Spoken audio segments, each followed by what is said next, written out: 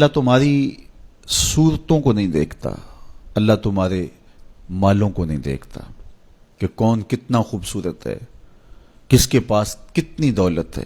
نہ تمہاری صورتیں دیکھتا ہے، نہ تمہارے بنگلے دیکھتا ہے، نہ تمہاری جائیدادیں دیکھتا ہے، نہ تمہارا بینک بیلنس دیکھتا ہے. اسے تمہاری صورتوں سے غرض نہیں ہے، اسے تمہارے اموال سے سروکار نہیں ہے. وَلَٰكِن يَنظُرُ إِلَىٰ قُلُوبِكُمْ وَأَعْمَالِكُمْ، وہ تمہارے دل دیکھتا ہے اور تمہارے عمل دیکھتا ہے. تمہارے کپڑے پھٹے پرانے ہیں، جھونپڑے میں رہتے ہو، لیکن عمل خوبصورت ہیں.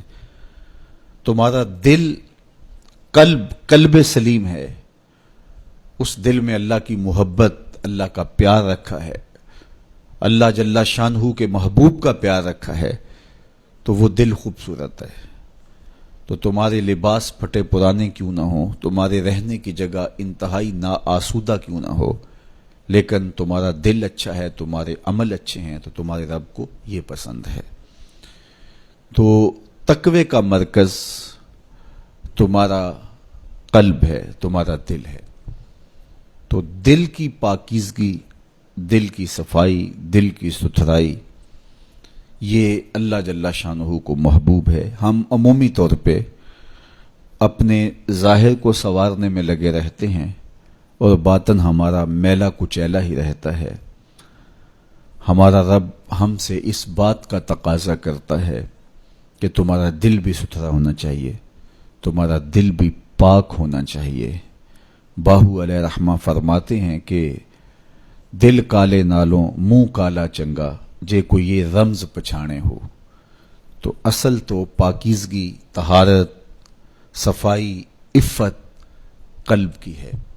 تو اس لیے اللہ تعالیٰ جل شانہ نے مومنین کے قلوب کی پاکیزگی، طہارت اور صفائی اور عفت کا تقاضا اہل ایمان سے کیا ہے. اللہ جل شانہ نے بندوں کو جو عزت، وقار اور شہرت عطا کی ہے، تو اس کا معیار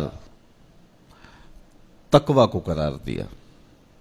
کون کتنا معزز ہے یہ اس کی دولت سے نہیں ناپا جا سکتا، اس کے قبیلے اور اس کے خاندان سے نہیں جانچا جا سکتا، اس کے لباس سے آپ یہ اندازہ نہیں کر سکتے کہ یہ معزز شخص ہے.